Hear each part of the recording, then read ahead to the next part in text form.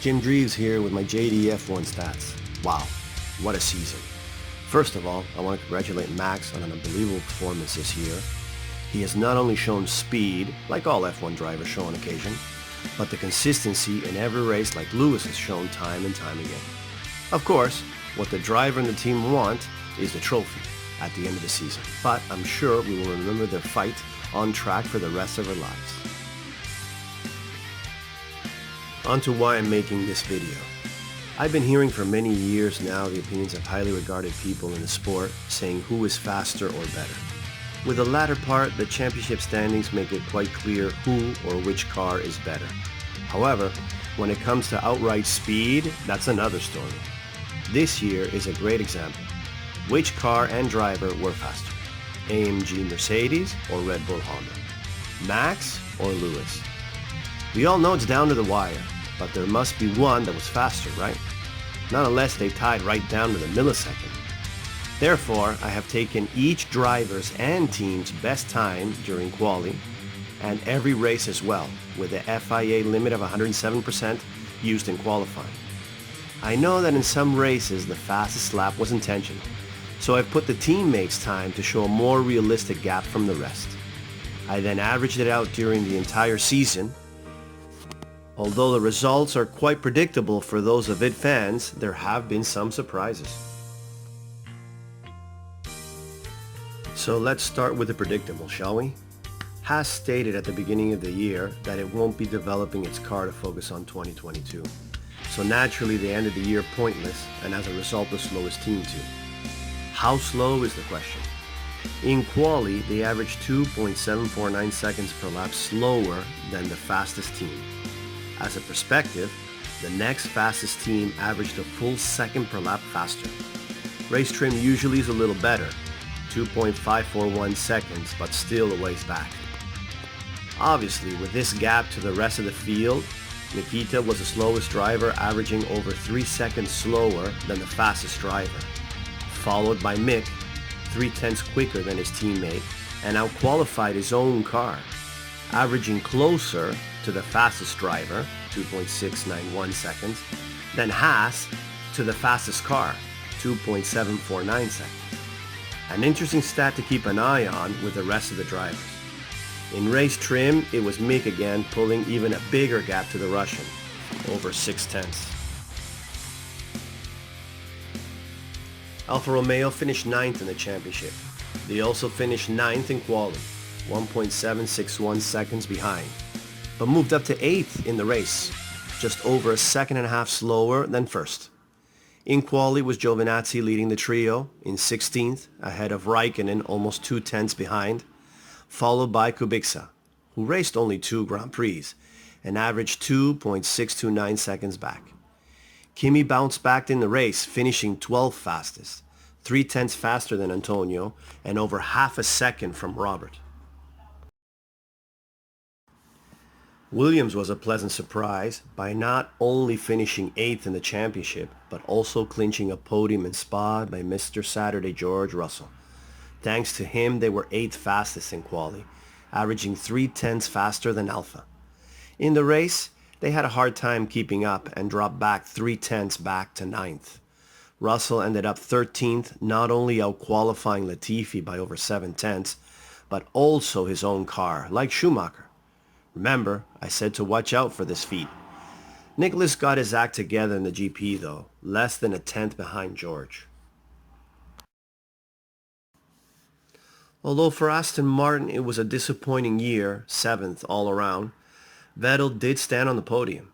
The slowest car in the midfield averaged 1.2 seconds behind in quali, and 0.1 slower in the race. Seb managed to adapt quick enough to finish ahead of Lance, 0.1 half in quali, and a similar gap in the race. AlphaTauri finished 6th, but was the 5th fastest in qualifying, 0.718 seconds from pole, thanks to one of the 2 drivers who outperformed his own machine the entire weekend. That's Pierre Gasly. He ended up 6th, just shy of a whole second faster than his rookie teammate Tsunoda. On Sunday, they fell to 6th, barely beating Aston, and Yuki closed the gap to Pierre to less than 6 tenths.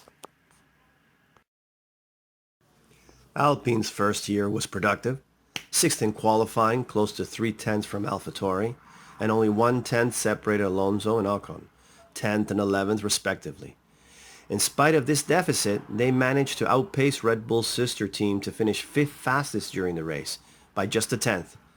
Although he did win a race, Esteban looked like the one adapting and had some very poor performances on Sunday, averaging close to a second slower than Fernando, who also ended up on the podium. The battle for third and fourth was interesting, McLaren taking fourth in the championship. However, some of Lando's brilliant times in quali pushed McLaren to third, another out-qualifier of his car. He built a half a second gap to his struggling companion's first season in the team. In the GP, it was different though. McLaren couldn't keep up and averaged a 10th behind to finish 4th fastest. Although Daniel won in Monza, he still ended up almost 8 tenths behind Lando, who finished fastest of the rest in 5th, 0.882 seconds behind. On to La Scuderia. Great comeback from the previous year to clinch third in the championship, in spite of being 4th fastest in quali, less than a 10th behind McLaren.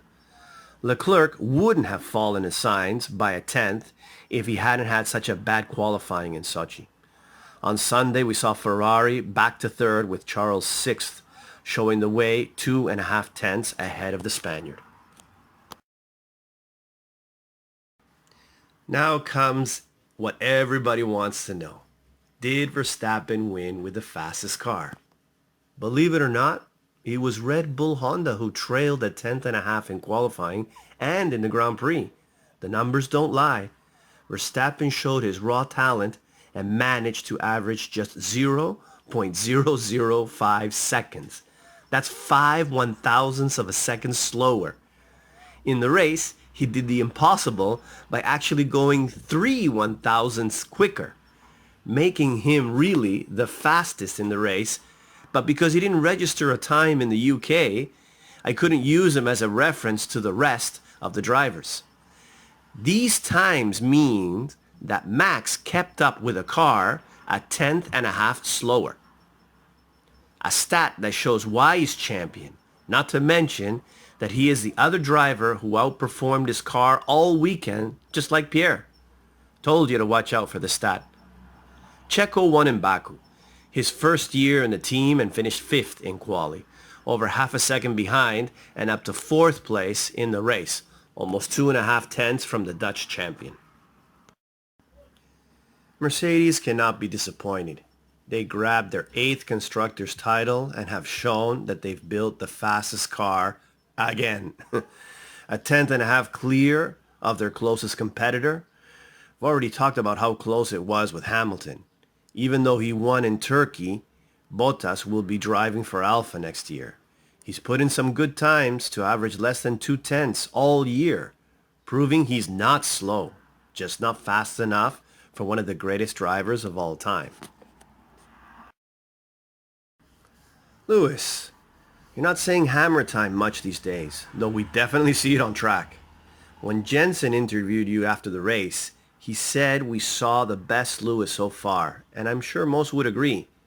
You've been so dominant on track the past years with no other driver in similar package, except Valtteri of course, that in some way don't add up to your performance this year. In other words, this Vice Championship has a very significant value to many fans because you had to fight the whole season for it. So I won't be surprised if you'll be remembered more by losing out on this championship than winning the last ones with a dominant car. Thanks, Lewis, for keeping Max clean and giving his championship that added value of beating not so much a 7-time world champion, but truly an undeniable legend of the sport. Let's hope it continues next season. Here are the results so you can have a better look at how things folded out. First one is qualifying. Pole position is underlined and times over 107% are starred and not considered. Fastest laps are underlined as well and slanted when intentional. At the bottom, you can find what each abbreviation means. For the teams, there are two values. The times at the top are the true results, including intentional fastest laps. Below that is the one I use for this presentation. An interesting observation is that neither the fastest laps nor the sprint races made the difference in the championship. In spite of that, two races are better than one, right? What do you think? Should we keep the point for fastest lap? Maybe, perhaps on the same tires though. What about one lap quali for sprint races? If no other team is joining soon, then how about a third car? I'd love to hear your opinions in the comments below. Hope you liked what I shared with you. If you did, then it would be great if you can share it with others. I'm seriously considering a head-to-head comparison using this method. It should show an unbiased evaluation of every driver's performance in their career. For those who like racing sims, I highly recommend GP4. It's an old game that can be played on most slower computers. With the patches you can find at grandprixgames.org, you can update to the latest seen on track. Thanks for watching. Keep safe.